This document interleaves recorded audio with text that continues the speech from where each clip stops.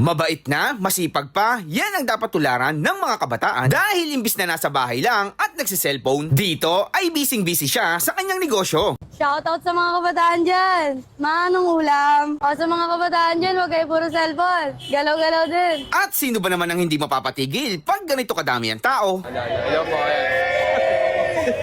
Ang daming tao. Dahil dito nga, yung hotdog sandwich na overload ay 50 pesos lang. At kung dalawa naman kayo, ay meron silang buy one take one sa Tender Juicy na for only 70 pesos lang. Neneng B, hello po. Hindi ko po alam. First time ko pa lang po. Ngayon ko po. May 50.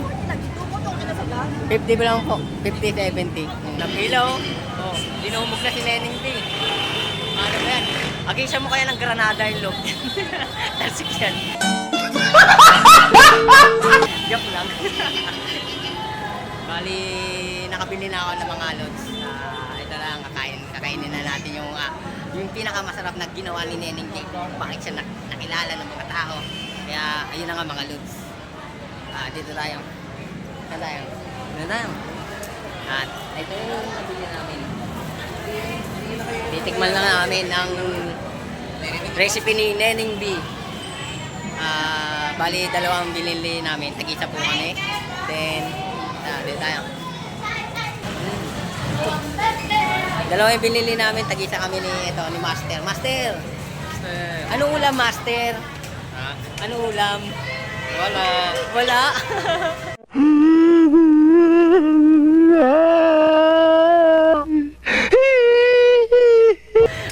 Di tayo nagtrabaho kaya wala tayong ulam. Trabaho din pag may time. Hindi puro tambay. Hoy! Nabunganga nyo! Tahiin nyo! Natutulog ako, nagising ako sa bunganga nyo! Kung ayaw matulog, magpatulog kayo! Kaya yan, nasaktan kayo, no? Realidad ng buhay ng tao, totoo naman. Kailangan natin magsumikap, maghanap ng trabaho, at maghanap ng pagkakakitaan basta nasa malinis. Ay, meron na dito sa kabila walang pila, hindi. Ano ulam? Ito ang ulam mo. Mga kabataan dyan, galaw-galaw ulit. Pagpurtang ba eh? Baka naman. Tama kayo! Ako naman eh! Ulam, mga log.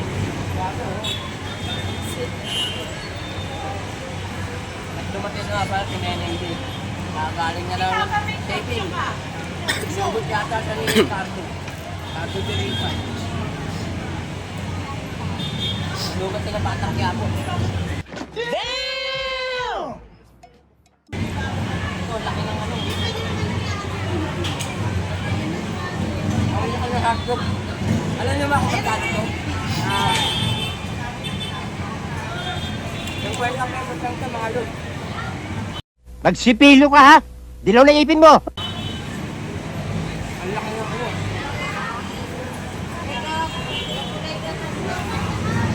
Ang laki ng hotdog niya. 20 pesos lang ito mga log. Hindi ko lang malapit sa bangko.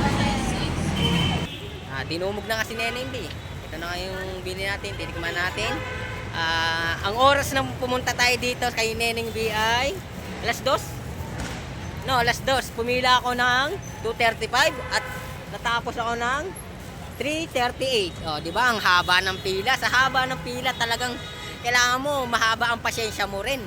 Kailangan always be humble para hindi maging mainit ang ulo natin. Di totoo yan. Bola lang yan. Kaya ayun lang mga ka-travel. Kita-kita lang susunod nating travel. Bye-bye! Hi!